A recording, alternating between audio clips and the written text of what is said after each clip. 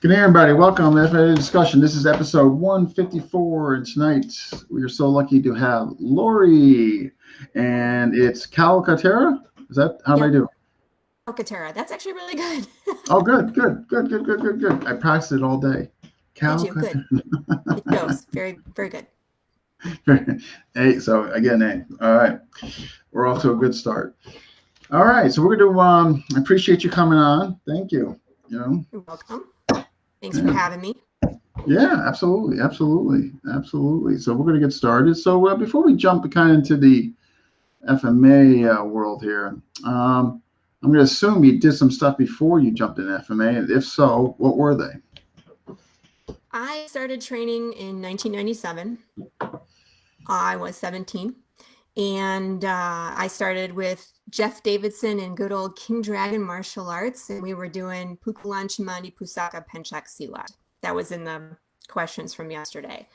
So a lot of Silat, but also they worked in Kali and Pikiti Tersha into our training. So I was there until I went to college, and then kind of was just training with friends, met some really good people, Ken LaFleur.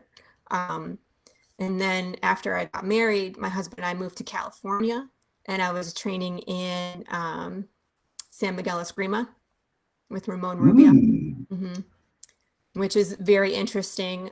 He was just kind of far away, so I didn't get to see him a whole bunch, but it was very eye-opening that there was different styles that I could experience besides what I had learned at King Dragon. That was really the only place I had, martial art experience from.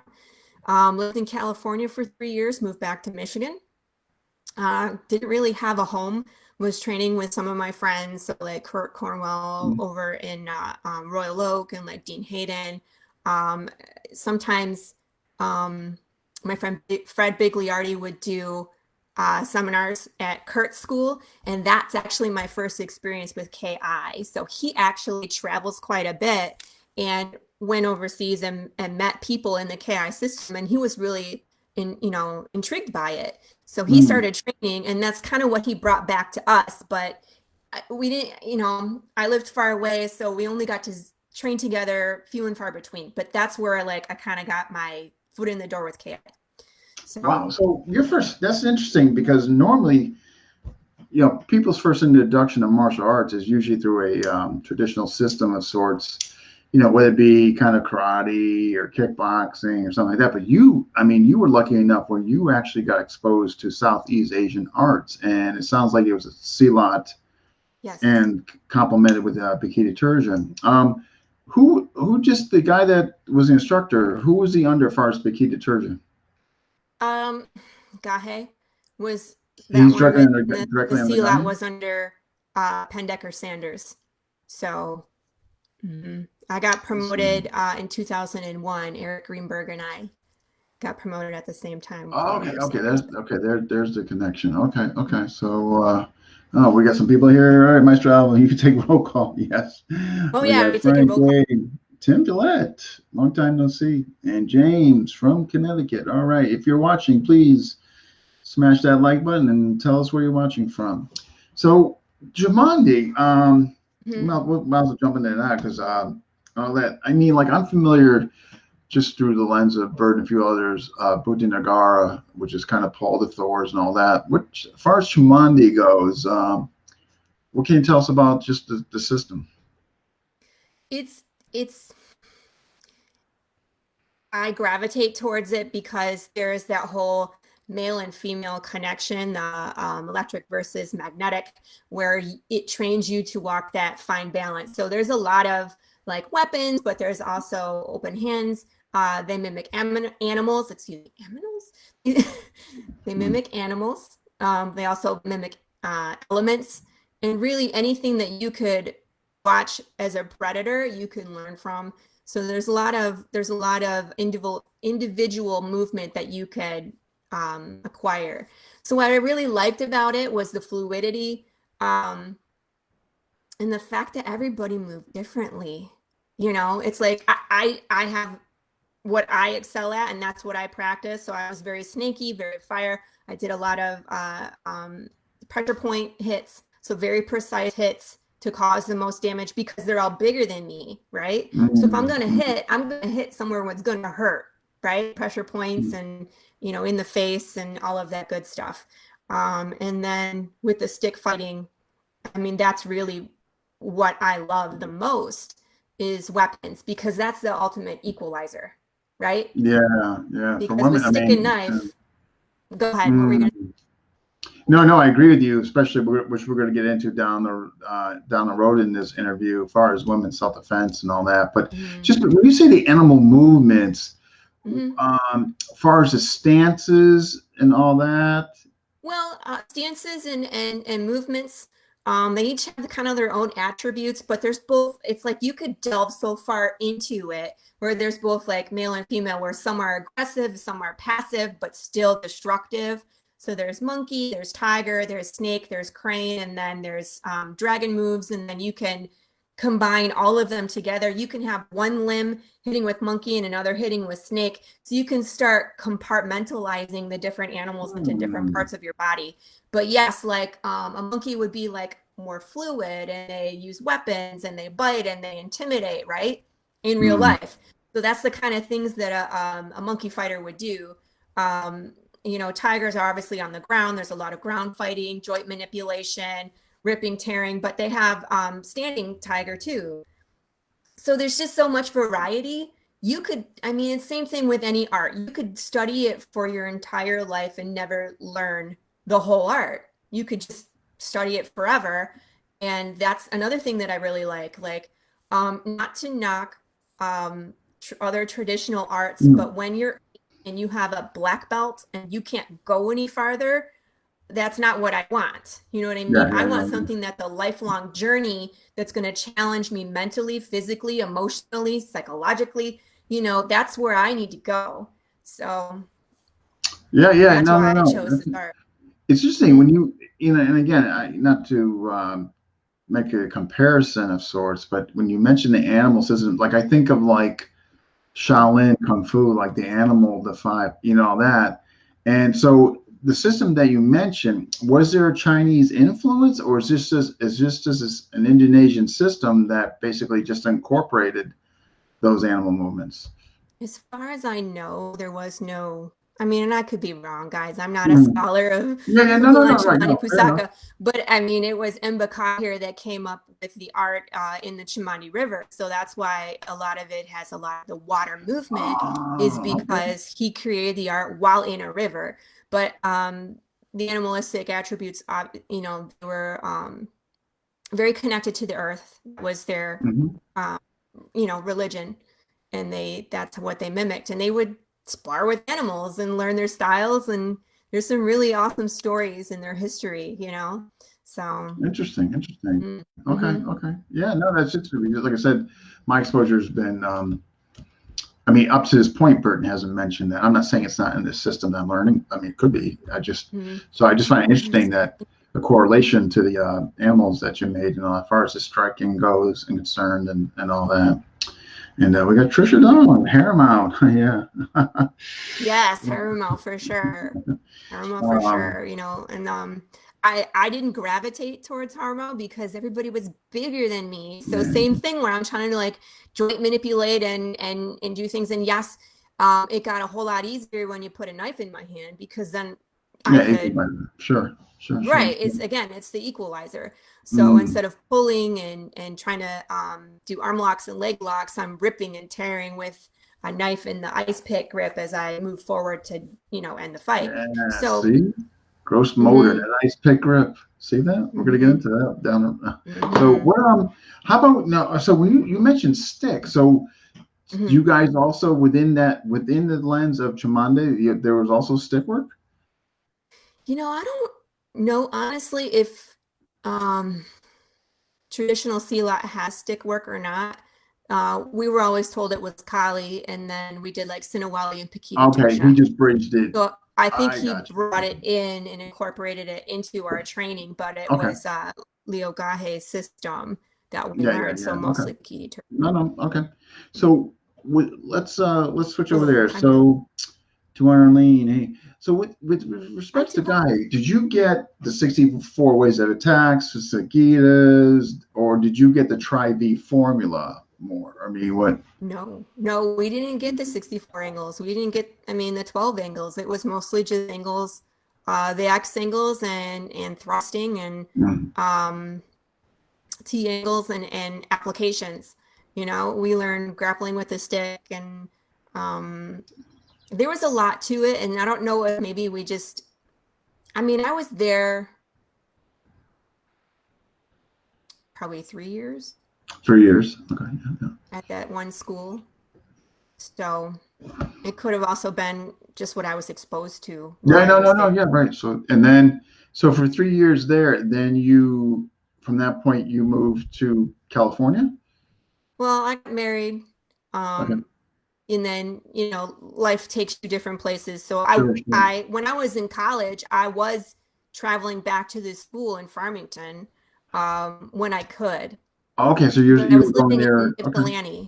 Yeah. okay.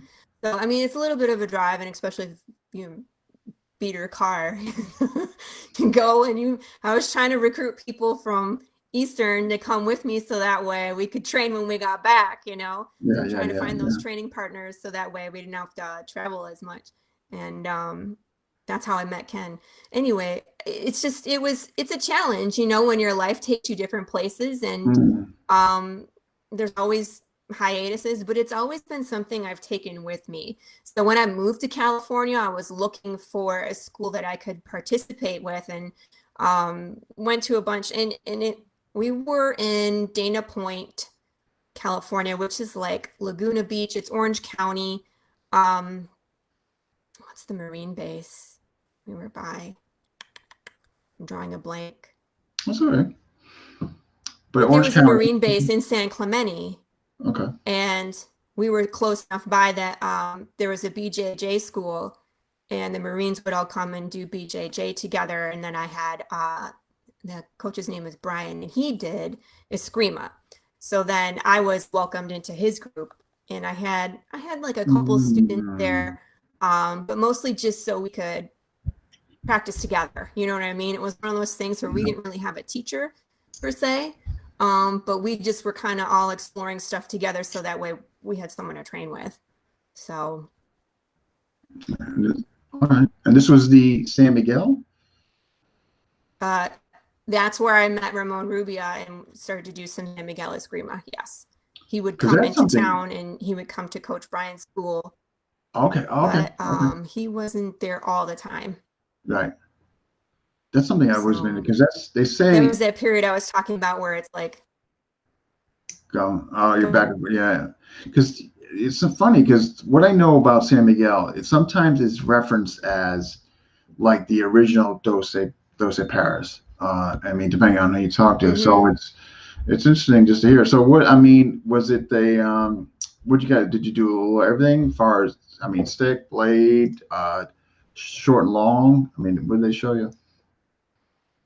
It was mostly stick and longer weapons, largo mano. But their stances are very elongated, where he would Mm, be leaning real far forward and extending his arm and reaching, and then immediately coming back. But they would throw strikes from real far away, and I mean they were very skilled at it. Uh, but it's just different than what I'm doing now. So what, you know, comparing to what I'm doing now, I prefer the style I'm doing now. But it was yeah. just really interesting at the time. I hadn't seen anybody do that, where they, I Yeah. mean, it was like almost like a lunge, like a fencer, but the sticks. So it was Interesting. interesting. Interesting. Hmm. Yeah, I went to one time when somebody did it. Tom Bizio, who trained directly under Canetti in it, and I remember going to it. It was like something 20 years ago, and I just didn't have what I have now, as far as understanding or able to click in, so to speak. Hmm. And I was basically lost, to make a long story short. Um, but I did find it fascinating, and I do remember him being a little elongated, but just a lot of hip movements to really Hmm. it was interesting and all that. And but I don't know many people around that teach it. It's like one of those systems you know, you don't see on Facebook or social media, Yeah. people, teaching it and spreading it. I'm not saying it's not out there, but I just don't recollect seeing anybody that's really active in it, I guess is what I'm saying, Right. And this was back in like 2007 when I was training with that group. So I want to say like it was like before a lot of social media even. So I mean Mm, they were pretty quiet and I had never heard of San Miguel Eskrima until I met them. So it was yeah, him and yeah, his wife and I mean it was good to train with them and it was just eye-opening because everything that I had experienced up until then was the same thing. And that was kind of like oh, there's different styles, there's different ways to approach yeah, this, yeah. and then like the light bulb goes on, like, yeah, dummy, there's a whole big world of martial arts out there for you to explore. Yeah, yeah, right. No, no. So yeah, and like you said, it was 2007. So Mhm. so how long did you spend there? We were in California from, I want to say 2006 to the end of 2008. So just roughly, it was like all of 2006, all of 2000. So it's like 3 years, right? And Okay. then we got relocated out there for my husband's job, and I got relocated back to Michigan for my husband's job. So then we were back kind of in our old stomping grounds, but King Dragon had gone the way of the dodo. They had just split up as, sad to that martial arts school as it happens. So, I was kind of training on my own. I would drop into like Ken's class, I would drop into Fred's class, I would drop into Dean's class. So these are all like people that I used to train with at King Dragon, but I was kind of far away from everybody. So it was just like when I could make it. And of course, at this point, we had kids. So it just made life much more complicated trying to devote time to training. Um, Mm. but it was really interesting because I met Taki Kabir. I don't know if you guys are familiar with Taki. Oh yeah. He does Satriya Silat, Satriya Penchak Silat. Sorry if I butchered that, Taki. Mm. Through Ken. So he's a friend of Ken's, and then I met Taki, and then this is when we got into production. So a friend, it was a coworker of mine that was like, "Hey, um, this guy I do photography with, he's doing a music video and it has martial arts in it and they're looking for people to help choreograph martial arts." And I was like, okay. So I reached out to this guy whose name is Rodazon, and he's part of Coattail Collection in Detroit. And we just, it started a whole relationship. So Taki and myself and Kurt were working with the hip hop artist, trying to, and we choreographed like 3 fight scenes, and like we were training him and like 2 other actors how to fight, basically how to participate in these fights that we choreograph for them. And ultimately with, and it's hard with production. I don't know if anybody else is familiar with production, but for everything that comes out, there's like 4 or 5 things that Mm. fall through, right? So this was one of them. So the artist himself couldn't afford to continue shooting, and so nothing ever happened. So at one point I looked at Taki and I was just like, do we need hip hop artists? Why can't we just do this ourselves? Mm. So I wrote a small, it was like they call it a short film. It's 6 minutes. And all it is fights. So it was kind of gonna, it was planned to be like our calling card. So I created Trinity 60. So it was between myself and Taki and Kurt at the time. And then I went back to the production company and I said, I would like to film something. It's basically a 6 minute fight demo, right? Okay. And we it was insane how much work it was for 6 minutes For being, six minutes, huh?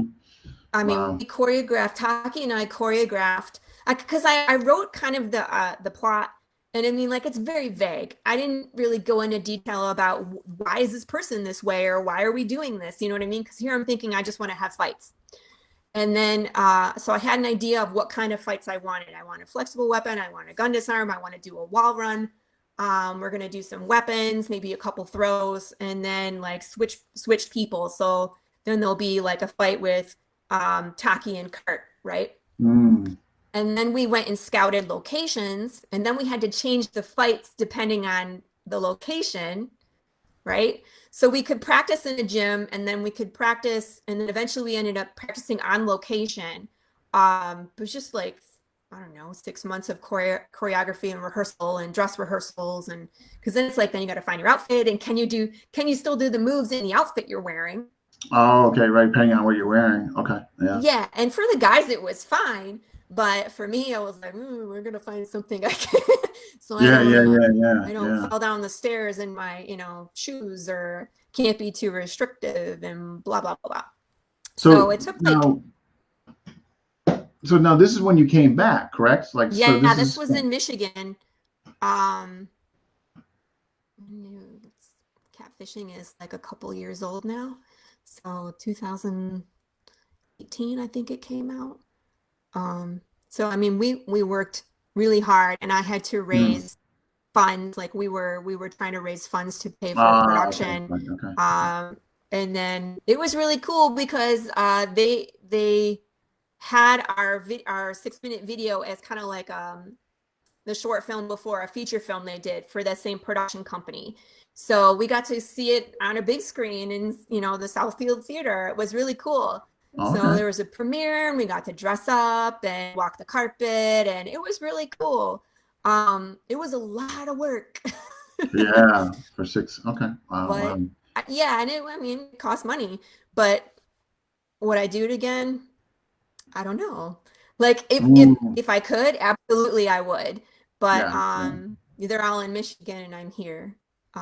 yeah, Yeah. right. So, So so while you're doing the film project, I mean, was it tough for you to continue your training, or was it sporadic, or? it was sporadic. And when we got like really into production, it kind of was on hiatus, you know what I mean? Mm, But I was training with Dean Hayden at his school during that time. And I actually recruited Dean to work on the next project that came up. So he did all the choreography for this.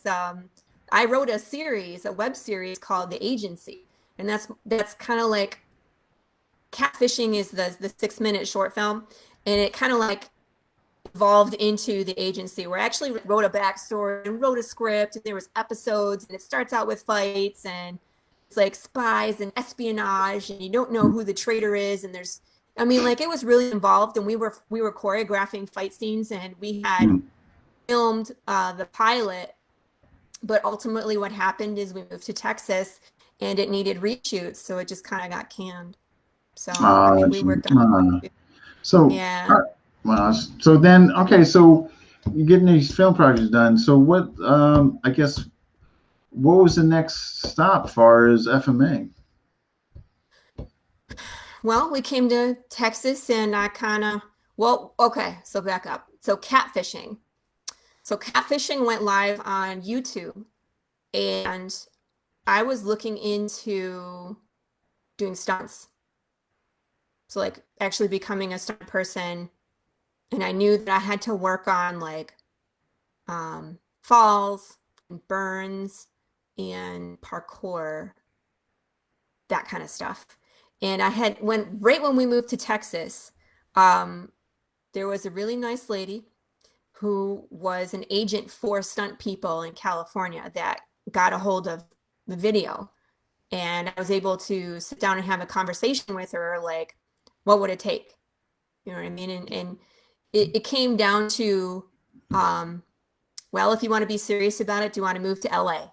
And I was like, Mm. I just moved to Texas. You Like it just was like moved to, less yeah, than a month. And I was yeah, like, that's not going to happen anytime soon. And she's yeah, like, and do you have kids? And I was like, yeah, I have two kids. And she's like, are they young? I'm like, yeah, they're younger. She's like, okay. So she's like, you can work on this stuff, but really you got to move to LA and you have to be able to commit a lot of time. So it very quickly became one of those things like maybe in another life I would have pursued this. yeah, yeah. You just Okay. moved, yeah. Wow. Yeah, and with a family, and I mean, I'm sure Yeah, there's fun. production other places besides California, but that's where all the big ones are, you know? Yeah. So at that point, it was like, okay, this is not going to happen. I'm going to go look to see where I can train. So I started looking around at places and wasn't really finding any FMA or any Southeast Asian martial arts where I'm at. Everything is jujitsu and mixed martial Mm, arts. And my I mean, they're all very nice people. Like I do teach Yeah, a yeah, yeah. weapons class out of Prosper, and the school that I teach out of is a Brazilian Jiu-Jitsu school. Mm, And the coach there, the owner, and his wife are very nice, and like we're really good friends. But people just don't understand what I teach. yeah. Yeah, I a have lot of one. them I just have one student. never heard of it. You know. Right, they have no idea. So that's why I Yeah. just called it weapons. Yeah, make it just a generic term instead of calling Mhm. it. Yeah. So, I mean, what just where now? Are you in Dallas or just outside of Dallas? I'm about an hour north of Dallas. So In you're a little town you're called okay, Prosper. okay, okay. Hmm. All right, all right. So Yeah. so then you're trying to find something, no luck. So what ended up happening? So out of the blue, I get a phone call from my good friend Fred Bigliardi, who was from King Dragon back in the day, and like one of the first people I trained with when I started martial arts. Mm, And he just out of the blue was like, "Hey, are you in Dallas?" And I'm like, "Well, I'm close to Dallas. Why? What's up?" I'm like, "Are you coming into town?" I'm like, "It's the middle of the pandemic." So I'm like, "He's not coming into town. What's yeah, yeah, up?" yeah. And he was like, "Well, I have a friend that teaches KI in Dallas." He's like, "Are you interested?" I'm like, "Yes, I'm interested." I'm like, Yeah. "Please connect me." I'm like, "I need someone to train with. I'm not finding anything." Like there was someone that was in Allen, which is like 2 towns over, but same kind of situation. Like they teach out of their garage, and um, Yeah, yeah, yeah, it was like one of those like I don't really know. Like I could go check it out, but yeah. you're just kind of iffy, You know, you And hear garage and you that can kind of deter some people, you know what I mean? And it could be great stuff, but you just hear, you know what I mean? Yeah. and especially as a So woman to be like in someone's yeah, house you're by going yourself, from it. it's just not a Yeah, good yeah. place to No, put no, yeah, yourself. no, it's understood. So, Yeah. yeah, so Fred introduced me to Vico, and we had a nice conversation on the phone. Just, he told me his history. I told him my history. What are you looking Mm. for? How can you train? And of course, this is still pandemic, so we're, Zoom training Oh, once a so week. wow. So how long were you in Texas before you got to talk to him? How long were you living there? We moved in August, and then I was introduced to Vico, and I think it's October. Correct me if I'm wrong, Vico, but So I think it was in the fall October of two. 2020. Oh, oh, okay, okay. Two. All right. I didn't. Yeah. Okay. 220. All right. Okay. So I haven't been training with him for a year yet, Mm. but I've learned so much. Yeah, yeah, yeah, yeah. And So, then KI is every bit what I was hoping to find. mm, Uh, because it really stresses the body mechanics, proper movement, um, and it's very sneaky. It's very subtle and destructive. So, mm, as you know, like the weapon is always in front of you. You're mm, not chambering, you're not wasting time yeah. um, having it behind you or too open.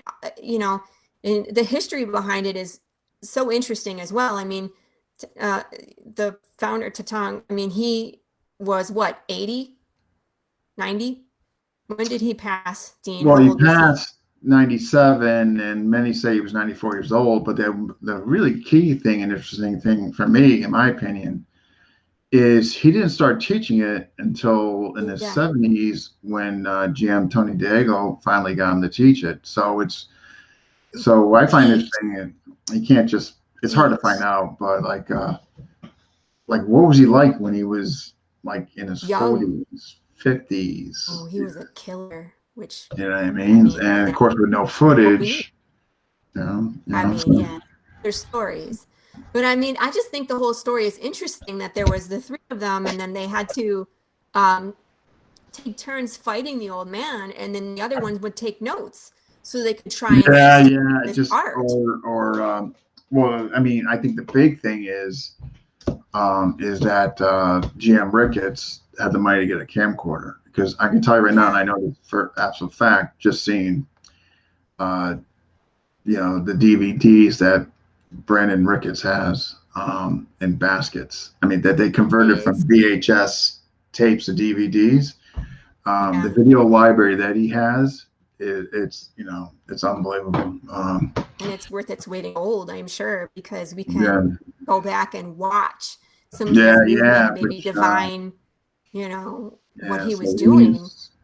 he's incredible what he has at his hands just for actual real footage. And Mm. so, I mean, with, obviously with the movies being done, everything they recorded and all that. So you're doing, all right, so you started out with Zoom, kind of like what I Mhm. did with, with Guro Vigo until a couple times I've seen him and all that. Mhm.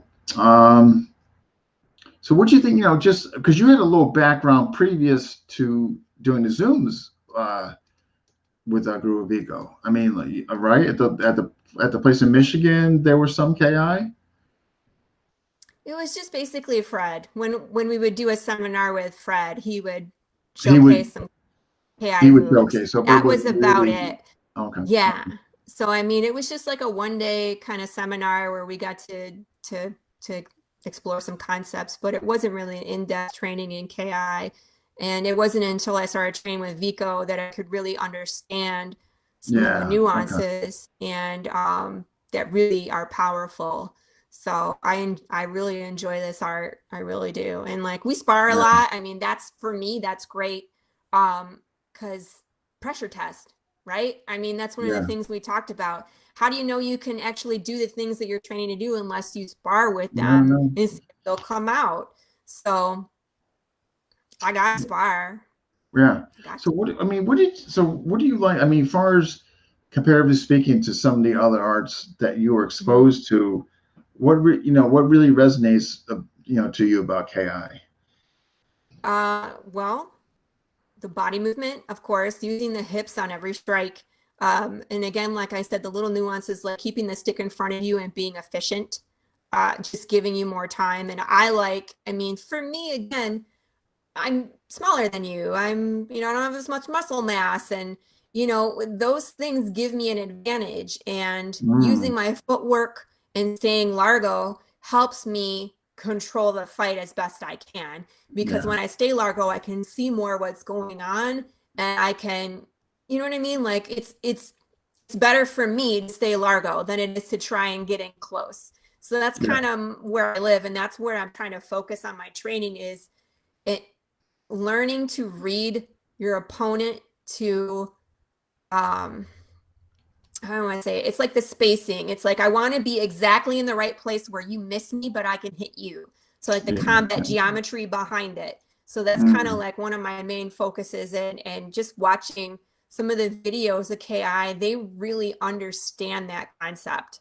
Being mm, able to just shuffle slightly backwards, not taking a huge step. You're not taking a huge side step and then you're out of range. It's just like a little step, shuffle. And I know you were talking about this yesterday, the shuffle step, right? It's the mm. shuffle back and then like the rectum move. So being able to, move as they're starting to move so that way you can hit before they're all the way extended where they're Mm. powerful. But you have to be able to read that. Yeah, finding gaps, So perception. Yeah, to me, it's a system that just, when taught correctly, enlightens your perception to reaction. Like, yes. I feel anyhow, find the gaps, what to look for before, during, after. The Mm-hmm. spacing, like you mentioned, not putting yourself out where you negate the threat, but now you have no opportunity because you pulled Right. yourself too far back. Right. Um, so yeah, I I'm mean, in agreement. and and Silat had very similar concepts, but I feel like um Vico is able to see my potential and guide me so that way I can develop. You know what I mean? Instead of Mm. when you that's the other thing I really like about training here is that there's just me on Zoom and then when I go in person on the weekend it's me and one other person and that's Yeah, yeah, it. right, right. So we get a lot of one-on-one time. So I get a lot of focus on, okay, clean this up, turn your hips more, change the angle that that you end at and follow up this way and I mean, like he's able to give me those things that I personally need in order to progress instead of that, Yeah. and the big groups are fine. I like big groups too, because then you can have all the different partners.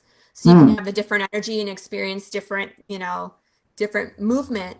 But I feel like I have progressed so much since October, you know, No, just with this type of training. yeah, no, he's has nothing but great things to say about you. Don't be When embarrassed. We love you. so when you, so how often so what are you doing? You do like Zoom still, and then what do you just on Saturdays you're seeing them? Yeah, whenever I can, you know, and again, it doesn't work every weekend, because I drive an hour to go. Yeah, So yeah, you're driving I out. teach my one, yeah, I teach my one student on Tuesday nights. I Zoom train with Guru Vico on Thursdays. Um, and then on Saturdays, we'll go for a longer session, like 3 to 4 hours if we can cram it in there. But those are the best. I always feel like $1,000,000 when I leave. No matter how many times I've been hit, I always learn something. Yeah. And it's almost like I don't want them to end, you know, even though 4 Mm, hours is such a long time, we just don't want to leave, you know. And yeah. there's even been people, because we're outside most of the time, there's been people that go by and then they come back later on, they're like, you guys are still here? We're like, Yeah. yeah, It's still a train. Yeah. like It's, this I is mean, normal. wow. Because it's Yeah. Brent. So with Brent, is that correct? Brent? Is that Mm-hmm. okay? Okay. Mm-hmm. Yeah. Because he Right. goes on Saturdays as well, right? Yeah, yeah. Yeah. He's really Yeah. good. He's deceivingly good. Don't Yeah. let him catch you. So, but so then what all right. So what's your favorite weapon? Favorite weapon. Yeah, I like choose all weapons, one. but I like longer weapons. I was gonna say, I didn't bring my machete. Um, I like longer weapons because it gives me an advantage, but I also am pretty confident with knives, and I have an everyday carry. What's on this side? I like spider coves. I have a bunch. Spyderco. Um, spider coves, but Yeah. I have nicer weapons that have been made for me as well. I've done some videos like for weaponsmiths too. Like my friend Taki, he started Bit Blades, so he sent Mm, me a karambit, and I did a video for him, just you know, telling people how wonderful it is because it's a really nice karambit. Uh, so I like, you know, I really like sticks, but I really like knives too. And yeah. here, this is a karambit. Let's Oh. get on Oh the wow. camera. So, I mean, it's Purple Heart. I mean, he has, I'm trying to get this right so you can see it. And they have their logo stamped. This is a trainer. Okay. So I can work with, you know, I can flip this around. I'm not worried about stabbing people. But I mean, it's small, but you won't be able to, like, no one can disarm this. Like, it's That's so good. tiny and I it's on my know. finger. Like, it's just not gonna, you won't be able to get Yeah. rid, you won't be able to get it out of my hand. So, and it Yeah. fits so perfectly for me. That's why I really like this one. Mm, Because karambits are always like this part, the finger hole is always mm, so big for people with little hands. It's like you put your finger in, there's a big old gap. So it's yeah. uncomfortable, right? So this is so nice. They took like my finger size and Oh wow. everything. So Okay. Okay. that one's really nice. I have a couple of trainers that I really like. Where's this one? Oh, this is a live blade. All right. What do you got there? This is Gunfighter Customs. So they made this one for me. Um, Jared Franklin. This is Wow. key Okay. tertia Wow. grip. I mean, it's super sharp. I've cut myself on this. I don't know how many times. Mm. You gotta be careful with this one, No, it looks but it. it has that like sticky grip. G5. Okay. I'm messing it up, but really like this one.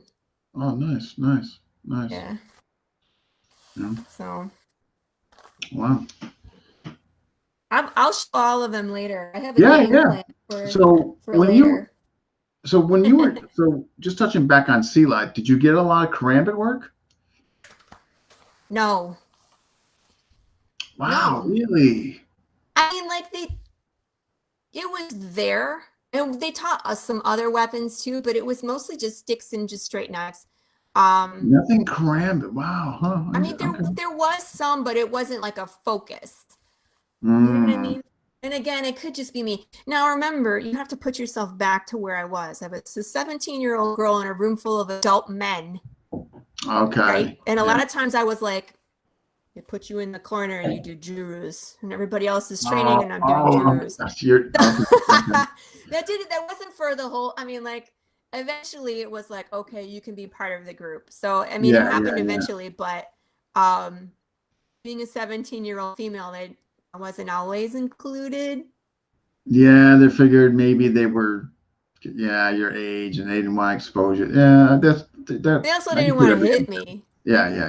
There was a lot of that too. I mean, which is a good and a bad thing, because as a female, something with, and they obviously don't want to hit women, but the bad part is for me, I'm not getting what I need to train. Like everybody else. You know what I mean? You're going to hit that person so that way they can react, but you won't hit me, so I can't reacting correctly. Yeah. So, wow, interesting. Yeah, you just figured, when you hear Silat, no, I'm not saying it goes hand in hand, but you assume the karambit will kind of be explored, deeply, or like you'll actually be shown a lot. But I guess that doesn't go for everything. Interesting. No, and it depends on your instructor. It could be the days that I was there, because you go 3 times a week, but still they could be teaching it on Tuesdays and Thursdays. Yeah, that's true. Right. I mean, certain days, maybe they saved it for all that, or but maybe based on who was there or what have you. So then, you teach now. So what did you? Did you start teaching when you got in Dallas or Texas, or did you teach before there? I've been on and off teaching since 2001, since I got my promotion. Mostly ladies. I'm looking for ladies groups, and I've had them, and then it's very frustrating. I mean, as it is for all instructors, to find good quality students, to find good quality training partners, but even more so as a woman instructor, because a lot of times men don't want to be taught by a woman instructor. I mean, it's there. Yeah, no, it's gotta be tough. No, I know. I mean, it's tough for some males in this industry, let alone, female. That can't be easy. Yeah. And a lot of times I'll do like the self-defense seminar. Like October is Domestic Abuse Awareness Month. So like my friend Tucky and I would put on a seminar in Ann Arbor. University of Michigan is there. There's a lot of female students that would come. And we would do like chokes and holds and safe behavior and stuff like that. And he would suit up and he would just let me pummel him, and it was a lot of fun. But again, it's like, and this is kind of like going off your topic of my thoughts on women's self-defense. It's very frustrating. Which is a lot of these times coming up next. After, I know we're getting to that. I mean, so in 2001, what was your official, I guess, what did you receive? I mean, what was the official rank? My title? I'm Guru Baharu of Pukulan Chimani Pusaka Penchak Silat. So within the Silat. Yes. Okay. Yes. and I'm fluid in all the animals. So within the umbrella of Silat, I gotcha. Okay. And then, so the bikini training back then was just kind of, it was kind of inserted in there, but you didn't really go necessarily, obviously, deep into that as you did the Silat. Am I correct in that? Well, I mean, we did a lot of weapon work, but it just kind of classified it as Pikiti Tertia, and this is part of our art. So maybe that was just me being a naive, youngin at the time. Didn't realize that it wasn't the same art. I just thought it was all related. But we did a lot. Within probably Pali and Pikiti Tertia, just not realizing what it was. So I don't think, like Penchak Silat, it is what it is, but it's like we learned a ton of weapons, but I'm not ranked in FMA, but I can still carry my own with. Right. Understood. I mean, that's just how it was. So it wasn't explained to us as a separate art. Okay. No, that's fine. I was just curious, like, how they presented it under the umbrella of Silat and all that. So, but and we got hey Jesse, GM Dan Medina, Felix from Texas. Hey, you got a fellow Texan here. Texas. So, So in 2000, all right. So 2001, that's when you received it. So you've been kind of teaching on and off. What are you Uh-huh. currently uh what are you currently teaching now? I'm teaching in a BJJ school called Aguilera Mm, BJJ. I just have one student, and that's actually great right now. And we just mm. it's weapons, but it's the Penchak Silat version. I keep all the good stuff for myself. Sorry, I hope she's not watching. Um, so like all the KI I'm learning, I'm not an instructor in KI, so I'm not gonna teach it, you know what I mean? But I keep all that for myself. So But I mean, basically, a lot of the you're just giving her hmm? the Ceylon stuff and some of the weapon information, like maybe from Bikini, or is that Yeah, just the okay? stuff I Okay. had learned from Pikiti and from Kali, and then the Silat concepts that were like open hand to be translated into stick and knife, because a lot of that stuff goes, either way. It's like you learn from the stick, you translate it into open hands, and then vice versa. This is what it looks like open handed. This is how we would do it if we had a knife. So Mm, I love exploring like multiple opponents. Where would you put your feet? How would you attack? The psychology between, behind fights. Um, where to put yourself when you're actually dealing damage, that kind of thing. Like we mm. talked briefly about it, like if you're cutting someone's neck, you don't want to be in their arterial spray. Yeah. Yeah. No, Stuff like no. that. Yeah. So Got just, it. really thinking through what's happening in a fight. Um, Kind of like the theme episode we did, how to prepare yourself, All right. how to Yeah. pressure test. Um, all that stuff super important.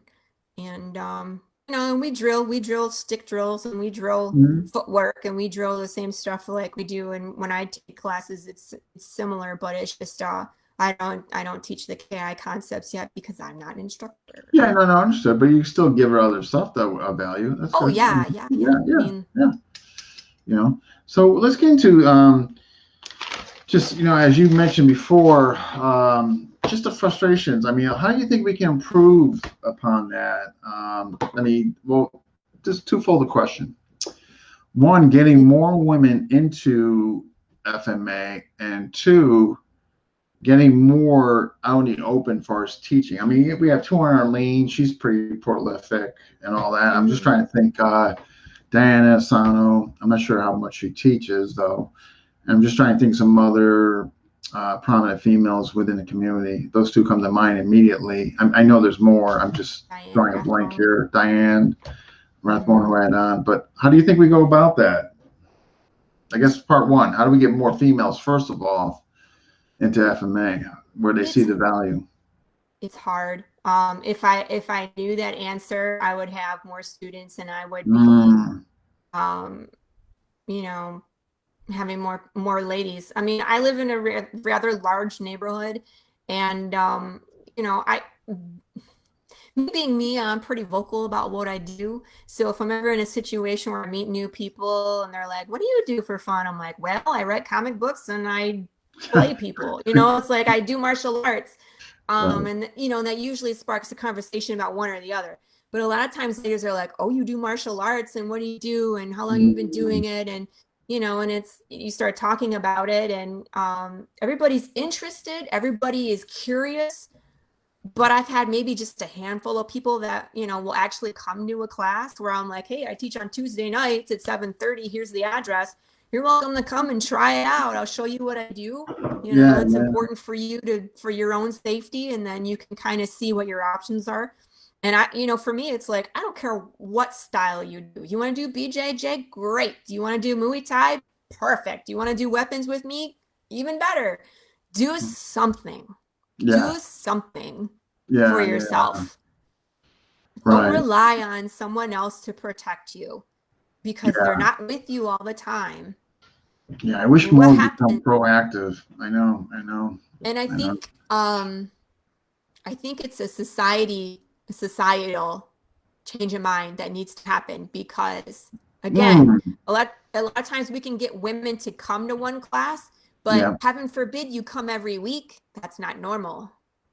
No, I know. Like we're gonna get into that too, the whole women's self-defense market, and and all that. But I agree with you. I mean, it probably is somewhat to do with the lens, like you mentioned, as far as society. But Absolutely. yeah, Because where they your have job is to kids, power themselves. You know what I mean? kids, Embrace. family. Yeah, I know. Right, I right. mean, And because I've I been mean, thinking, even now, people are like, "You do that on what time? When do you do that?" Oh, that's the mm, time I'm usually taking so and so no, I know, I hockey or so know. and so to dance, and I you know what I know. mean. They're It's like my juggling kids 20 do. things. I know, I know. And meanwhile, they're not doing anything as far as their own self. Yeah, I know. Um, what because the whole thing with trying to get more women involved, like yeah, and I think about it a lot. And a lot of it has to do by virtue of me doing these interviews and incorporating, getting the women here as guests, which kind of further enlightened me, like, oh, hey, how do we get more involved in the community as practitioners? And I think it goes down to, I mean, like they just don't know. Like I think, like they don't. I think a lot of them just don't know. Period. Like like you can go to an average housewife and she'll tell you MMA. Why? Hmm. Infomercials, commercials. I mean, social media. I mean, even if you live in a box, I mean, you're gonna know that mixed martial arts and UFC.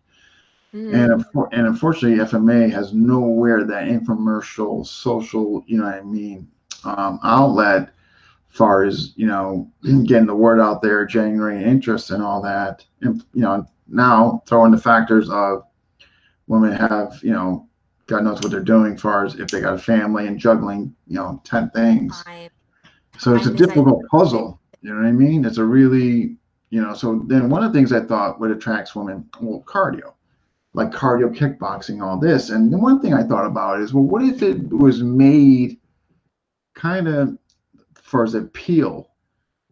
And I'm not saying I'm right on that. I'm just thinking out loud, but like where there could be a cardio message to it, an appeal, but yet at the same time they would, but through the FMA lens, because you can get cardio kickboxing, like you'll get groups of women Hmm. doing kind of the Tai Bo that started out, transcended into the cardio kickboxing. So that was one thought, but I don't know. That I'm could something. work. I'm just I mean, thinking it like could.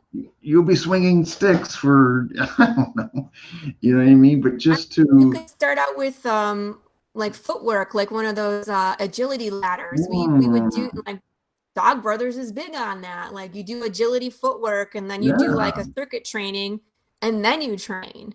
You know that's what what I I mean? mean. So it's out there. It's just not only what you said, but also because FMA and Southeastern martial arts hasn't been in the country as long as karate, taekwondo, Yeah, yeah, and yeah, like yeah. so. I mean, they have the advantage of time as well because those schools and they're big schools and they've been turned into sports and they go. Yeah, They're they've in the been Olympics and pumping the family now. thing for decades now. Hmm. Yeah, But we you have know, not. we're not even So close. Not even close. I mean, right. So like when I told people I do penchak silat, they're like, what is that? yeah, I know. And And that's I'm a like, whole nother juggernaut. Silat. I mhm. mean, When I'm like, have you seen the Born Identity movies? They're like, yeah. I'm like, I do that. Have you that's a seen good way 300? to kind of, I do there you that. go. Hey, did you like what you saw in Born? I do that. Yeah. I mean, like fighting with books, fighting with pens, weapons of opportunity. And Yeah. like the fight scenes in 300 were Southeast Asian martial arts as well. Yeah, yeah, yeah. I mean, there's a ton of movies that have Silat now, you know, Mm, The Raid. I know it's a tough Um, thing. I know it's like because I think about it, like I look at like trying just to get more men involved. I mean, that's a whole that's in mhm. itself. But then looking at females, I mean, so It's that's what made hard. me think like if there was a cardio aspect to it where they saw it through I don't know commercials, And social media, where I've tried different things. So I've done like um self-defense seminars where it's just gross motor movement because that's really all they're going to take away with them. yeah, 100%, But one hundred sometimes percent. they're bored. And that's not my ultimate goal is to expose them to enough where they're interested and sign up to come. You know what Mm, I mean? That's what I'm trying to do is so because I know unless you have regular training, you're not going to retain anything. Why would you? It's like no, if you take no, a right. piano lesson and wait 20 years, you're not going to be able to play piano. Why would it be different Yeah, for anything else? No, I totally, and especially now with self-protection of your life. I mean, yeah, you think more people would make the investment, but I don't know. I But just think they it's the don't. denial. It's the Yeah, denial. could be That'll right. never happen to me. I Yeah, live in a yeah, safe yeah. area, but it's Mm. like everywhere is safe until it's not. It's like Yeah, so there's a yeah, whole genre of documentaries of true crime. It's like, how can anybody watch that stuff and not want to protect themselves? It yeah. boggles my mind. That stuff all happened to people. No, I It's know, like, I know. It's good. It's like it's a tough thing. It's just like back to the original question. No, I was asking you. I mean, first of all, we got to get more women more involved or mhm, tend to. I don't have the answer. I'm just giving I ideas. know it. But and then the ones that we do get involved, how do we get men that would like value them as instructors? And some are, and don't get me wrong, I mean some are. I don't. I mean, it could be better, obviously, but if Mhm. your pool is so small, you know what I mean. It's tough to really, like I said. I mean, obviously, top of my head, I mean, 200 Lane, Diane Sano, Diane. I mean, I know there's more out there. I'm just thinking, as far as what I could pop out just out of memory right now, off the cuff, as far as those are really active or known, and I don't know. Yeah. I'm sure, like, again, I know there's others. It's just escaping me right now, but nowhere near, obviously, as far as men. But how do we, and I'm sure that's a legit problem, like that. Some may not want to learn from women. Mhm. To me, if you know your stuff and I like what you're showing, I don't care who you are. you, Right, know, right. you know what I mean? And that's for anybody who's been around long Yeah, enough. But in the beginning, it's like, and then there's always the meatheads. I mean, it just depends on where you are. And yeah, you have that ignorant. I've trained Um, at toxic schools before where it's like there's cliques uh, and they give people nicknames and yeah, it's the not ego. Yeah, healthy. yeah, yeah. They're just, Hmm. and yeah, I know. I mean, right, we're not dealing with that, but yeah, we got that. It's something I really like to see kind of change. You know what Yeah. I mean? Men, you could stop challenging us to duels. That would be great. I don't know how many times it's been like, hey, I do martial arts. Oh, you do martial arts? Let's test it out. And I'm like, I'm not Oh, gonna good fight heavens. you in front of Yeah. my kids. What's wrong with Oh, you? we got Tony just was commenting, and I just seen it. We did a poll and lack of time. Yeah, I could definitely see that, and that's probably legit too. Lack of time being a huge issue. Definitely see that. The question is not only Too how to funny. get women to train, but also women structures can get acceptance. Yeah, we just spoke Yeah, on that. Yeah, yeah, it's true. I it's don't hard. And know. I mean, I don't You know, want to say I've given up on it because I'm always going to teach people who want to learn. You know what sure. I mean? I'm there. But at some point I'm just like this is really frustrating and it's a lot of time and effort with very little return. So at that point it was like No, I'm just going to focus on my own training or you focus should. on I'm telling you choreography because or you because shift you know where you what? want to spend time. Yeah, because I So it's went to be hard. chasing, and and then what Hmm. gets left out is like you and your Hmm. journey. You know what I mean? Yeah. Yeah. Like these So, interviews, they're starting to cut into my journey. Hence is why yep. that Aren't other they? guys are going to start doing them. You're like, I should be training. 'Cause this is, you know what I mean, Yeah, and all that. But listen, okay. Well, hey, we've come up with some ideas. Maybe adding the cardio element to it. I don't know. I mean, that I could guess it might be, be and that could be the answer. Or maybe we need to title it something different where it's more you know, appealing to females. cardio. Let me see. Say what? Cardio. I'm just thinking. I'm trying to think out loud. Cardio Cardio combative. self-defense, Cardio cardio. self-defense. Cardio combative. I don't know. I can think of something. Hmm. Anybody out there, if you can Yeah. think of something, let us know. um, I mean, we'll brainstorm. We'll think of yeah, yeah. something. I'm just thinking if it was like a catchy name, and then actually saw these women moving around. Because you think Well, about it, they punch with weights. What would be the difference of them just?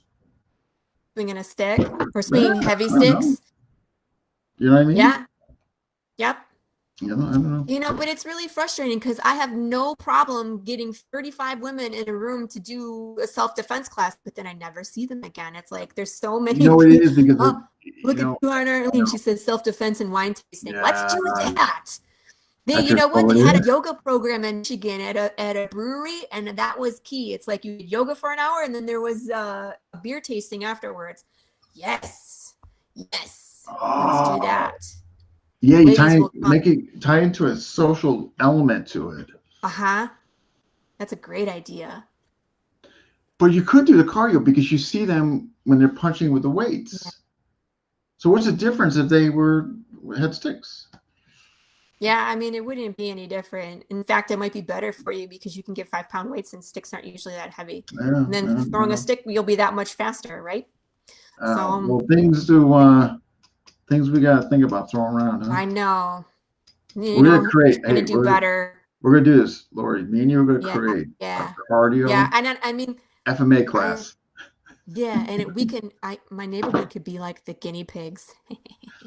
We'll be out I have there. no We'll be problem being filming. like, we're gonna run an experiment, Dean. You Yes, know, you'll be and the try teacher, it. and Be I'll like, be out there doing my thing with sticks. that would be Damn, hilarious. too funny. All right, let's get into it. So All right. I always find this interesting to talk about and ask women because I always like to get different lenses and what you guys feel are paying, on the guests and all that. What's your lens on women's self? We've already indirectly been kind of talking about a little through the other stuff, but what's your lens on women's self-defense? Those who don't have the time, like we were just talking about, for various reasons, to dedicate themselves to weekly training and all that. What's your take on that? Like far as a solution or what for anything for that matter. Well, you know what? I watched that ladies' night episode with Tuhan Arlene and the other three ladies, and I mean they were all spot on. Was there two Trish ladies? There was two. Song, it was Trish, and There was you were the fourth person. that's right. Okay. I was like, there was four people. But I mean, it was spot on where it's like you have to teach them gross motor movement because that's the only Yeah, thing that's gonna stay. And I mean, they were all interested in the knife disarms, but still nobody came back. Right? So what was the point? So putting yeah. weapons in people's hands when they can't come every week is kind of silly, unless you're going to spend ample time teaching them how to use a weapon with gross motor, like Yeah. Brian's hairpin. That's why. Okay. That's what I mean. Like that's where I'm getting at. Like I totally agree. Like if they're not gonna have time to dedicate and all that, and they're not gonna come back, what could be something good that they can go home with that knowing that they're never going to learn how to punch, they're never going to learn how to kick, their knees are not going to have substance behind them, they can break somebody's face, but like you were saying, Right. that reverse, like the pear pin, Yeah, reverse ice pick gross motor movement is perfect. In fact, what I was thinking of doing is having Brian sell me like 20 of them, of their Mm, picks, and then do a self-defense seminar where part of the entry fee pays for one of those, right? So we can do like safe behavior, the psychology of a fight, and then I'll teach them how to use gross motor that's a movement with great the idea. hair pick. And then they get to take it home with them.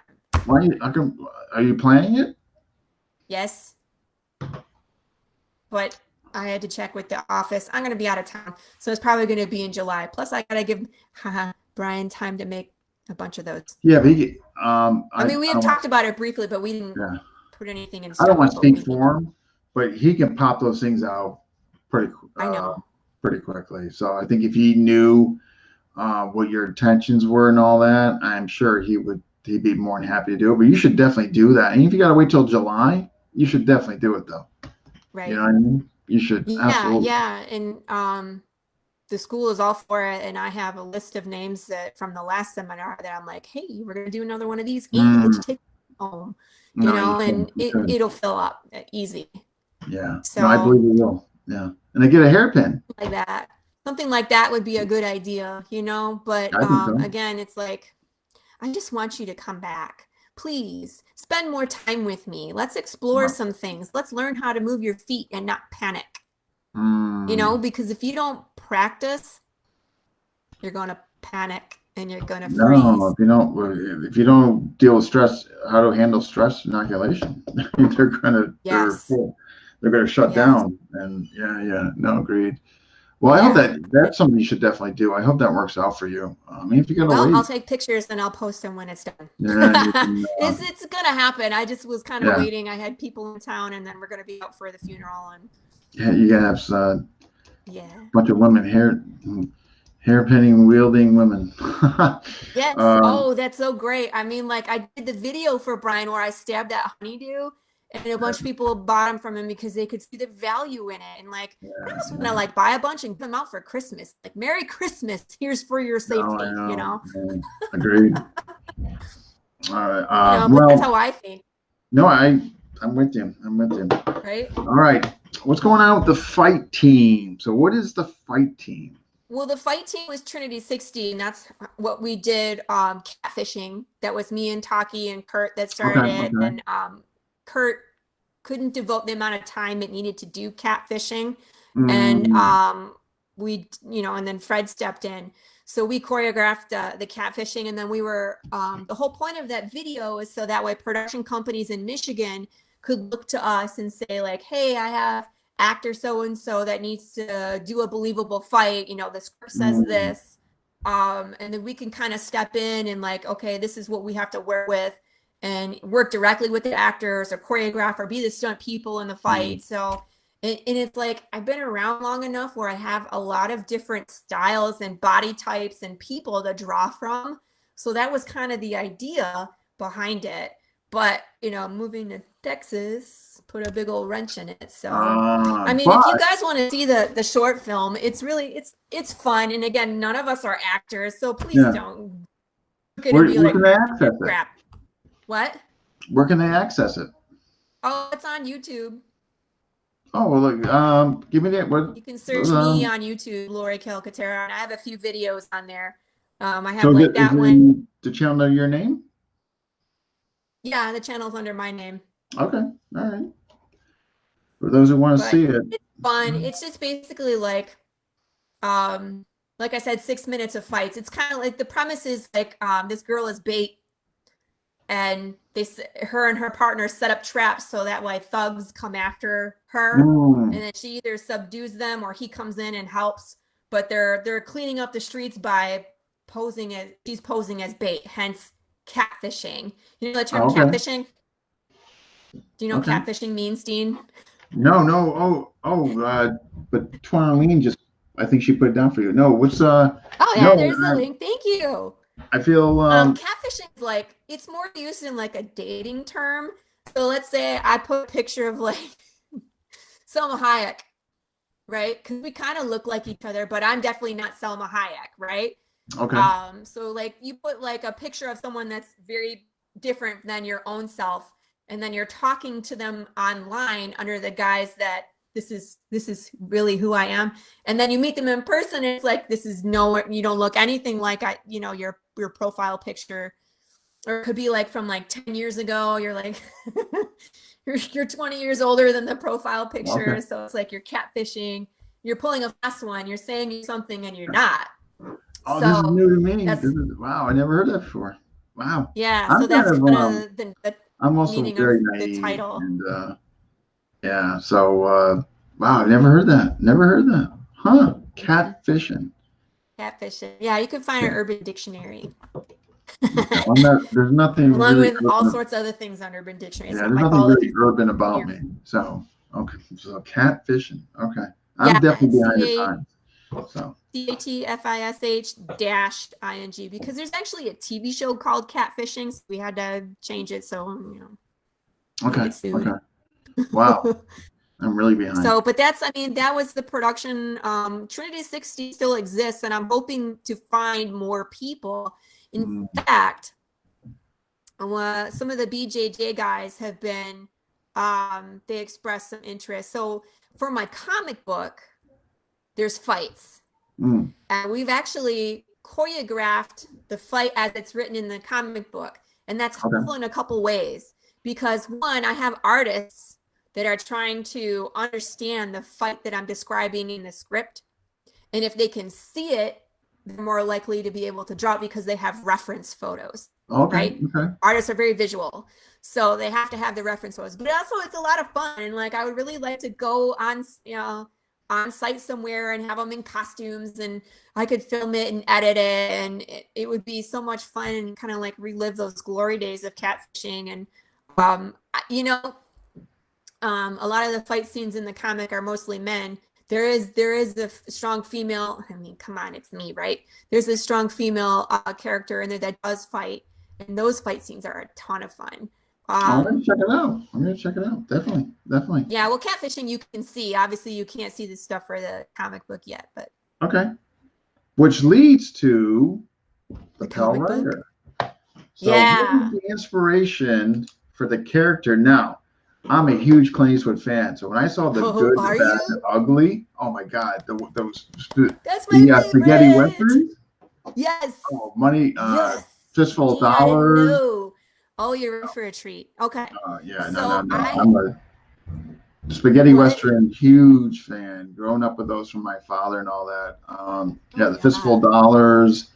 Not so much Hang 'em High. I don't know if that falls under this, but the good, the bad, the ugly.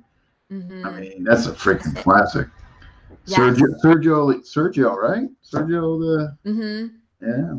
It's, you know, there's a friend of mine, John, from the BJJ school, who's another like big spaghetti western. And if people don't know what spaghetti western is, spaghetti western is it was actually an Italian production company that was making all these westerns at the same time.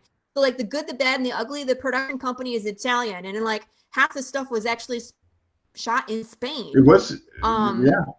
Yeah, a lot of the stuff was in Spain. There was a couple in the United States and one shoot in Mexico, but most like 99, like that cemetery scene, Spain, like it's all in Spain. So it's just really cool. So that's a whole nother history lesson about spaghetti western. Yeah. So I got the writing bug from writing The Agency, and I wrote three seasons of this spy espionage for like it's like a web. And again, that one didn't really go anywhere. And then I decided I really liked writing, and I started writing in 2018 and finished in the first arc in 2019. And I'm mentioning this for a reason. So I wrote Path of the Pale Rider. I called it at that time, it was called Dead West. So again, I had this idea that like, what happens if the death process is broken? So like I read a lot of comic books, I watch a lot of movies, I like zombies, I like horror, I like things that make you think. So I mean, things that kind of inspired this is like I Am Legend, Mad Max Fury Road, Walking Dead, you know, a bunch of spaghetti westerns, the good, the bad, the ugly, all sorts of stuff. Like you can't see because it's around the corner, but I got a whole section of comic books over here. And I mean, like, this one is fabulous. It's called East to West. So, I mean, really good. One of the things another one I really like is called Lazarus. And this one, I'm like, can I do this for Halloween? That would be great. Like this character is awesome. Her name is Eve. But I mean, again, these are all set in like dystopian futures, and I mean, the art's fabulous, and the story's great too. So I mean, like it's a really, it sucks you in. But anyway, so I wrote this story, and the way I wrote it, the way I see it in my head is like a full-length movie. Okay. Because here I am writing scripts for production. So that's my writing style. So I wrote this full-length movie, and then I was like, what do I do with it? Like here I have this great story, and I didn't know what I was going to do. So I kind of like, I let some people read it. One of the guys from the production company read it, and like some family members. And I was kind of keeping it close because I worked so hard on it. And everybody was like, you know, pitch it to Netflix, pitch it to Amazon. I mean, like the scope of this story is very big. So if it got made into a movie, it'd be like multi-million dollars in special effects. And I was just like, I'm a first-time writer for something like that. So my concern was They'd be like, this is really great. I'm going to write you a check for $5,000. Here you go. And then make millions of dollars on my characters Okay, and okay. change things because I just signed away my creative rights. Mm. So I was like, I'm not ready to let go of my creative rights. Like, I don't have like a following. I don't have like enough clout to be able to say like, no, you can't dress that character that way. That's out of character. Or like, no, Yeah. you can't add a character that's not in the story. So, you know, my husband read it and he was like, this is a comic book. And I was like, why didn't I think of that? That's so like, ding, light bulb turns on because here we are, we love comic books. And he was like, this is a comic book. And I was like, oh yeah, you're right. Okay, And then I okay. had to learn Kickstarter. Artists are expensive, as they should be, because they're very talented and they could express things that you can't. Now, I have a Mm. Bachelor of Fine Arts and I can draw, but I cannot draw these things that I wrote. So Okay, I so you went had to get looking. those two other guys? Yes. So first I Ah, brought in David Rodriguez, and he okay. and I really worked through what we wanted to do about the first issue, and then it started getting too big. So then we brought in Jose Martinez, and he's actually the two of them at flip flop. So Jose is actually the main artist at this point, and David is the supporting artist. Okay. So we had to kind of like revamp some things. So that's why it's I mean, oh my gosh, Dean, doing this kind of stuff in the middle of the pandemic has been such a challenge. Everybody, I Mm. mean, like, everybody had COVID. Oh People had my to God. move. Like houses fell on tree, you know, trees fell on a house. Like there was just so many things. I'm just like, I don't know what else needs to happen for this thing to get out, but it's just been a ton of delays. But again, um I'm not reporting to a big production company like Marvel or DC, you know what I mean? Where they're like, you Mm. have deadlines. So I want it to be right, and I want it to really do it justice, you know? Yeah. Because with Kickstarter, it's like I don't know if anybody is unfamiliar with Kickstarter at this point. Kickstarter is a crowdfunding website. So basically, what we would do is say, hey, this is our comic book issue number 1. Here's a preview of what it looks like. We have these backing levels. So you would help us pay for the project, but you get something out of it. So like Oh, okay. the first backing level will be like $5. You get a digital copy of the comic book. It's not physical, it's digital, but you get something out of it. And then like the next backing level will be like $10 and you get a copy of you know, the issue number 1, and like it can go Mm. up like $12, $15, $20 up to $100. And like we have variant covers made. I have merchandise. Check these out.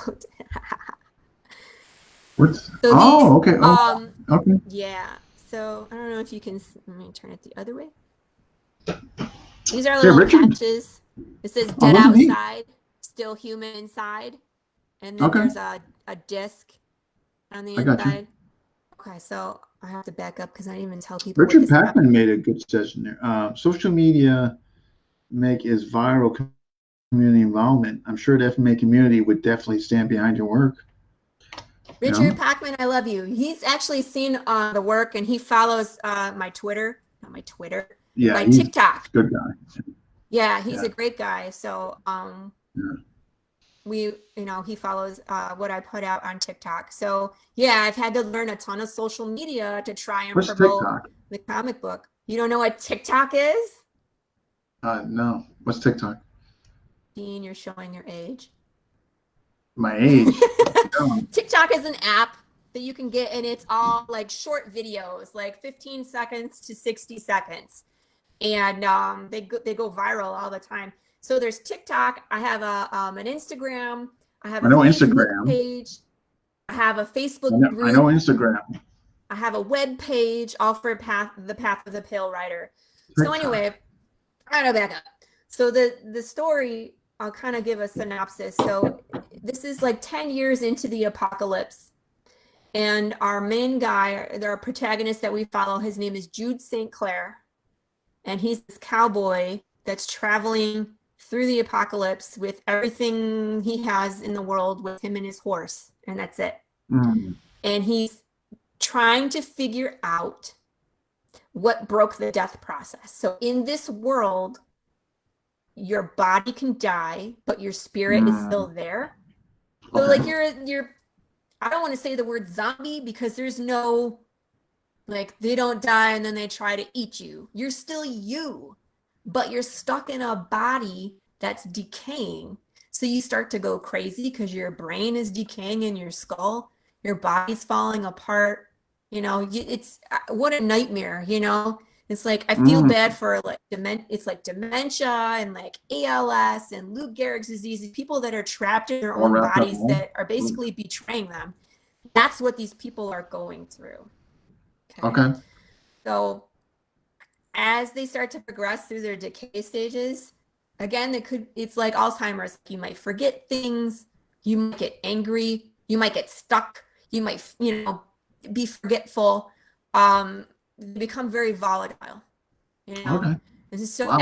as the community, like when people pass, what do we do with these people that maybe forget how to drive or don't value human life anymore? So the government starts taking away rights.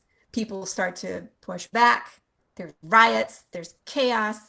There's Sounds like government. something that's going on today, huh? This is why I said I wrote this in 2018, 2019. Okay. I wrote this before 2020, which freaks me out. People that have read the entire story call me up and they're like, why did you write this? I didn't make what's happening now happen. I swear. Yeah, yeah, yeah. It's No, no, just no, very you're bizarre. right. But it's just deja. Yeah, like So what you're saying, it's like deja vu. It's like, huh? it is. It's very Yeah. weird. And if it gets more like the comic book, we're in big trouble. Mhm. So not only with people, but with like animals, insects, vegetation. So then there's problems with food distribution, meat packing plants go out because it's like who you can kill a cow and it still fights you as you're trying to butcher it. You know, is the meat still moving while you try to eat it? It's gross. So yeah. There's a whole like, and the insects, that don't, I mean, they may be undead insects, but insects are stupid, right? So they continue eating. So now we have plagues of insects eating crops.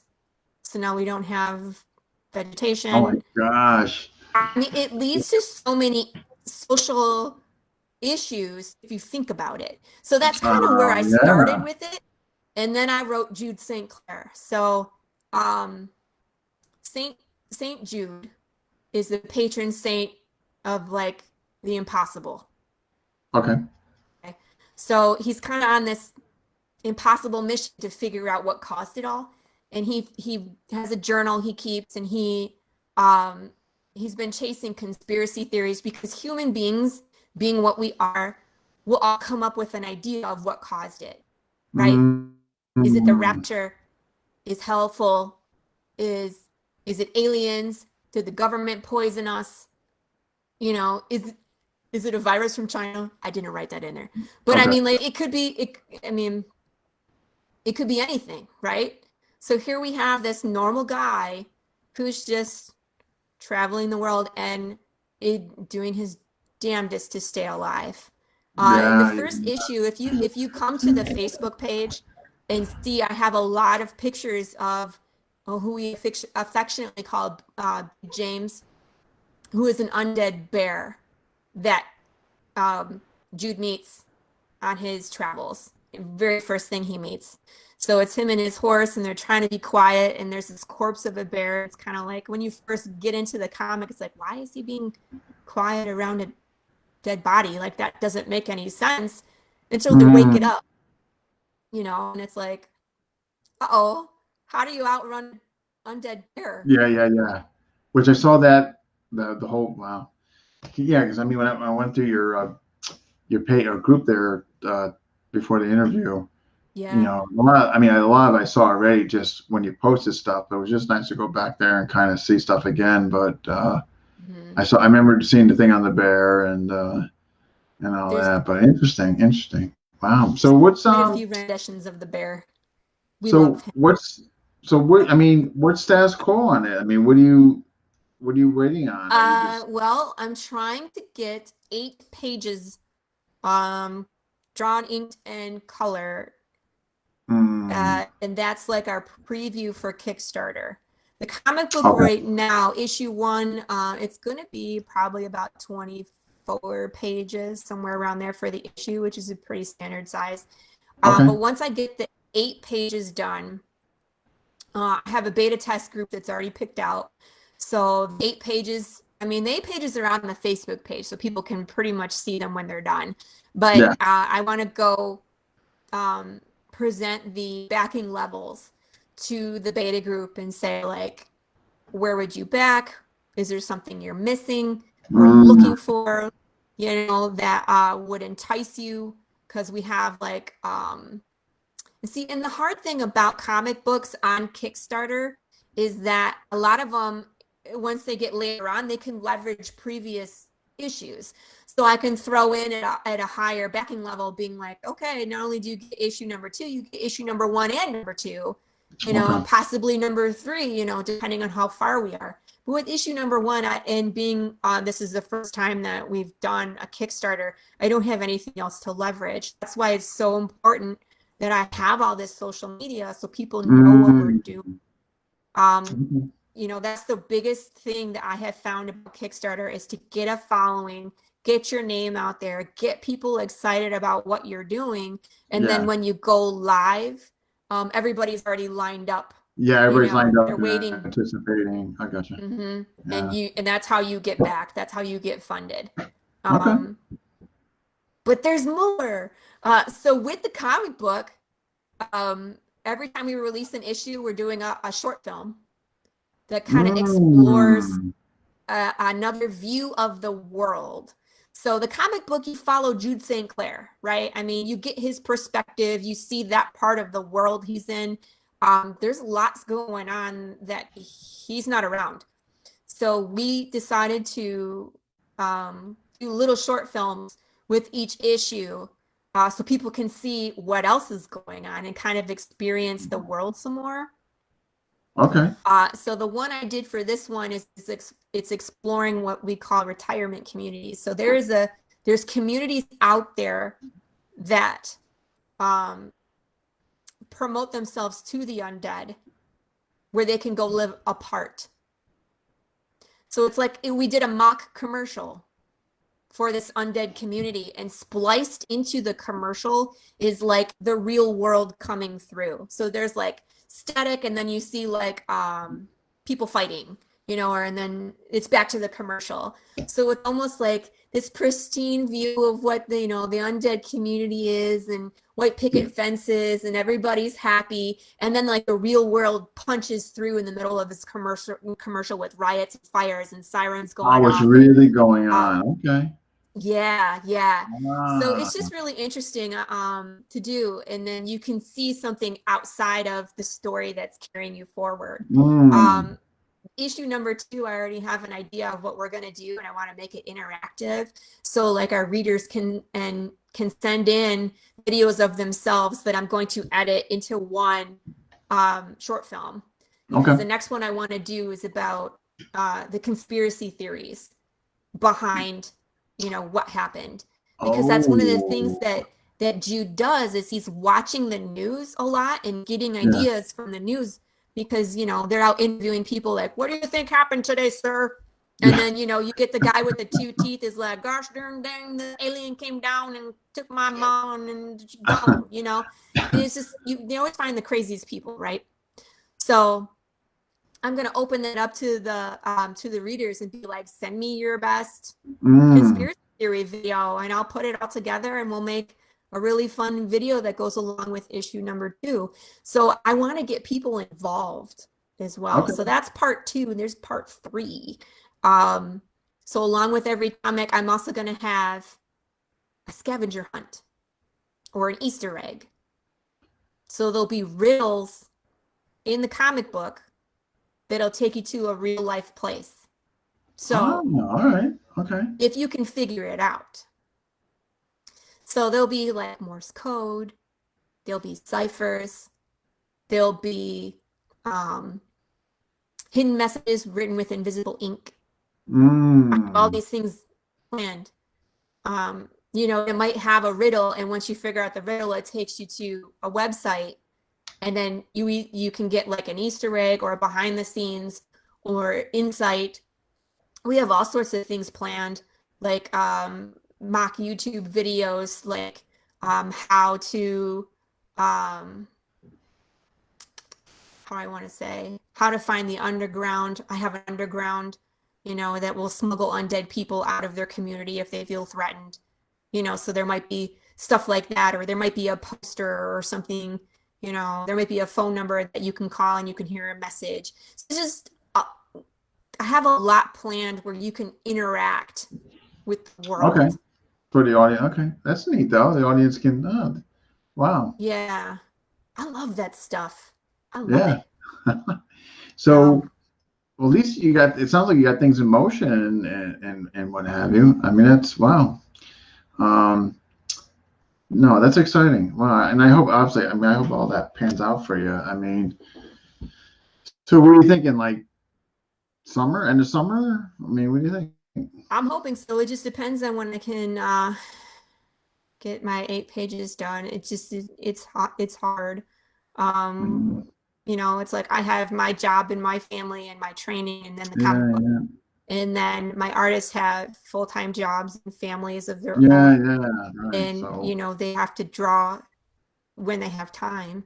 So it's like we set ourselves deadlines and we make plans, and then life happens, like one of them had coronavirus right in the middle, and it's just like, well, yeah, so obviously nothing was happening there. right. But I mean, what can you do?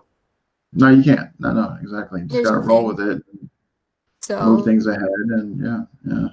So okay, so what's the future goals besides what you just described? As far as FMA, where are your future goals within FMA? I mean, what do you hope to achieve? I want to keep training with Vico. However that's going to work. I just want to continue to progress. I have learned, like I said, so much since October. I hate to go stagnant again. Yeah, but you can continue even though when you move, I mean, you can continue to do Zoom. Yeah, but you still need that contact. No, I know. But at least though you would have, I mean, at least I guess what I'm saying is it's better than nothing. And then, oh yeah. And hopefully you could, I mean, see and all that. I mean, believe me, this whole COVID thing, I mean, trust me, it's, you learn to appreciate Zoom better than maybe perhaps when you wouldn't, I mean, because certainly being better, you know what I mean? But yeah, obviously nothing beats being in front of somebody, you know what I mean? I mean, I'm really enjoying networking. Like, I didn't know FMA existed until I started training with Vico, and then I got invited and watching interaction and discussion, and then joining HSS, which I love. I love HSS and the ladies. Okay, yeah. 200 Arlene group, which is great, because they're like me. I don't find very many. Yeah. So, I mean, I'm really enjoying the networking aspect of, the FMA group and kind of like finding my own people that understand, because it's like, I'm so tired of telling ladies I do martial arts, and they're like, what's that, karate? And I'm like, yeah, that's what comes to mind, right? From Karate Kid, or depending on the era they grew up, Right, but just people not understanding. So this group is great. Like, I really enjoyed that interview with Tom and Anton, and like I'm discussing topics and really delving into like what we as martial artists think about, or what we should be thinking about or challenging each other and questioning things and just kind of thinking outside the box. So I enjoy Yeah, your channel and listening to people talk and hearing history and learning about different systems I didn't even know exist. I didn't know anything about Lightning Scientific or Piper, or, I know, you know what I huh? mean? So it's broadening my horizons, and I'm really enjoying it. Um, so I want to continue with that for sure. Comic book, I'd like to see it off the ground. I'd like to see, Mm. issues. I'm telling you, issue number 7 is off the hook. That's halfway through the first arc, and I'm writing the second arc right now. So if we can, I mean, if people can get to issue number 7, oh, you're in for a Oh, okay, treat. okay. But I Wow. mean, that seems like it's so far away right now. Yeah, but you just got to keep, So like any other journey, just keep plugging away at it and just keep, you know what I mean? Keep, yeah, um, and I'm sure keep at it. as time goes on, we'll get more efficient and we will learn more about like the Kickstarter process and everything. Mm. Oh, I wanted to play a game, Dean. Okay. Oh, you got to do your, oh, okay. Okay. I Let's do it. am Let's do it. wearing, Okay. I don't know how many. You'll have to guess. How Weapons on many? my person. And if someone can guess the correct amount, I will send them a first edition copy of Path of the Pale Rider when it prints. Awesome. So they have to guess exact number of how many weapons you have on you. Mm-hmm. Am I correct? Mm-hmm. Okay. And it's going to be hard because some of Okay. them you can see, some of them you can't see.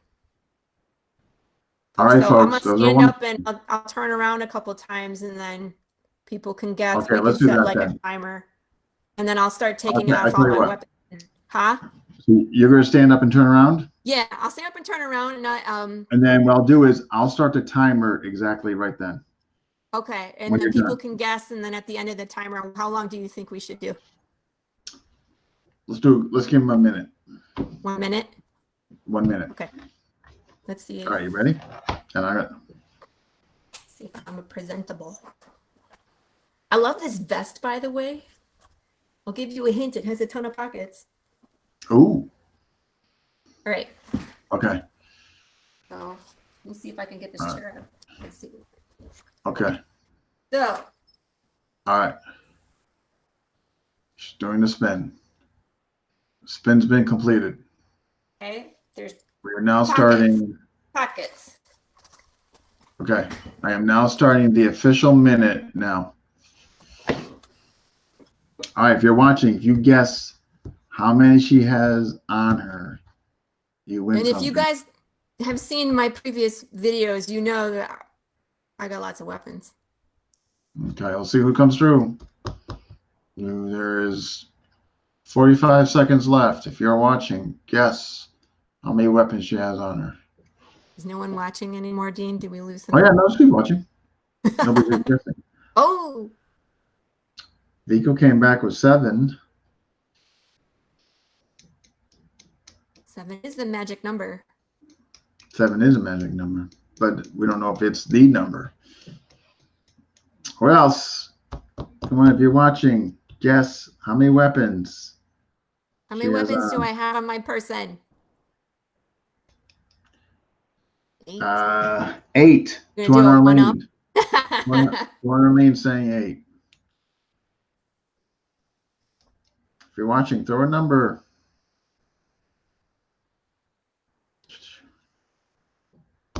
I'll guess 6. You'll guess 6. Joel saying 7. We got 2 7s. 2 7s. I don't think you guys are right. We got 2 7s. We got an 8. Who else? We got Richard Pac-Man 9. I think it's higher than that. Wow.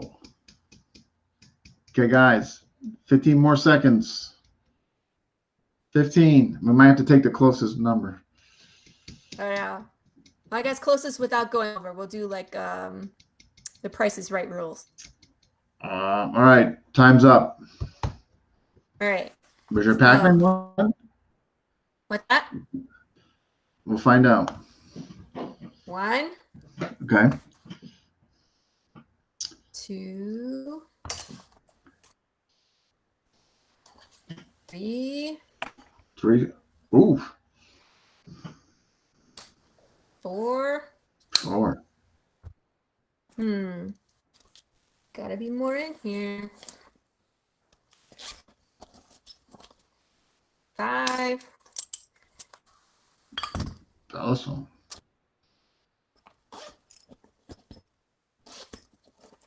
I mentioned I love this vest. It has so many pockets. 6. 6. We're up to 6. 7. Another belly song.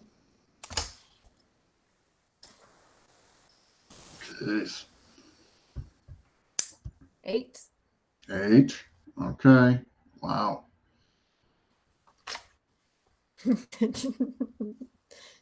9. 10. 10 was the Is number. that it? 10. So Richard was only off by 1. I think Richard deserves it. 11. 11. 11. I guess Richard Packman, you win. Richard gets it.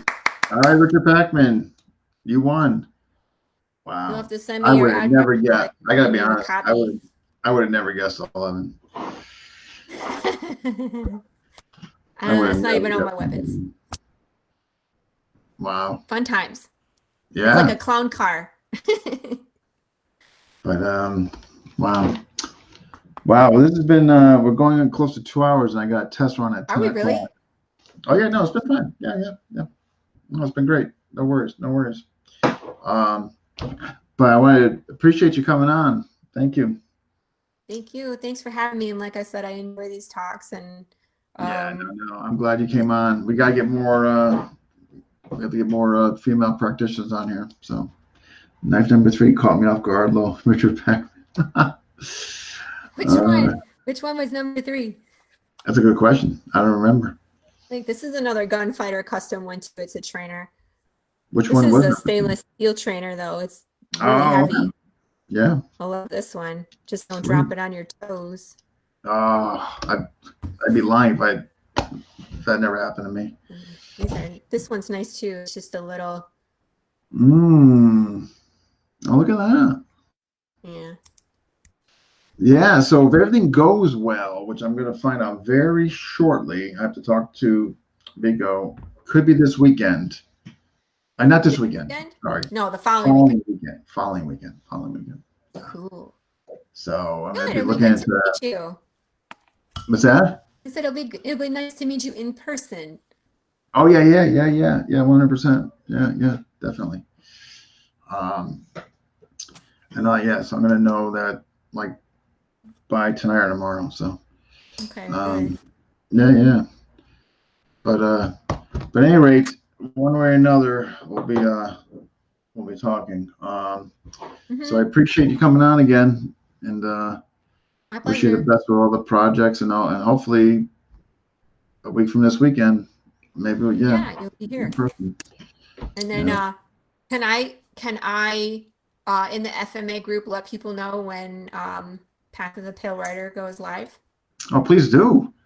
Yeah. Oh, by all means, share that away. Oh yeah, whenever. Yeah, feel free. I know it's not really FMA related. I don't want to be but don't worry about it because I mean you're part of it and you were in an interview, so don't worry about that. Okay. So anything like that. No, feel free to share. Or if you don't want to, you can send me it and I can post it. Okay. Yeah. So one way or another, it'll get posted. Yeah. Thank you. I appreciate that. And I appreciate everybody watching and listening to my journey. It's I'm not the most I don't know. I've kind of, like I said, I've traveled around and I've done lots of different arts, and I am where I am in my journey, and I it's like anybody else. It's like, can you do anything different? It's just where you are. But it's led to some really interesting things like the choreography team and production and writing, and ultimately got me to where the comic book is. And I'd like to see how far that goes. That would be really cool. I mean, it would be really cool to eventually see it on the screen. If we can build a comic book following enough. Really neat. I think that'd Yeah, be if we really can build neat the comic book following enough and then pitch it to somebody. I Yeah. don't know who, but Well, and to see it on screen, that would be really awesome. no, we're pulling for you. I hope it happens for you. That would be really neat. I could say, hey, look, I interviewed her. She Yeah. was in, Well, I'm not going to be in it. I'm just the writer at that point. I'm like, yeah, someone but else can have the headache of doing the production. It's so much work. Yeah. It's insane. So, but all right. Well, thank you again, and we'll be in touch. All right. All right, Lori. You take care. You too. Thanks, everybody. Bye bye. If I can get me out of here. Nope, can't figure it out. Here we go. Bye. There we go. Low delay. All right, folks. Thank you for watching. Who's on next? Ooh, Sunday, Danny Terrell, who had to cancel. Unfortunately, he had some stuff going on. He had to cancel last Sunday. So he will be on this Sunday. I think it will be 8 or 7 Eastern time. But everybody will see the advertisement for that. But that's, again, this Sunday. All right, all. Good night. Thank you for watching.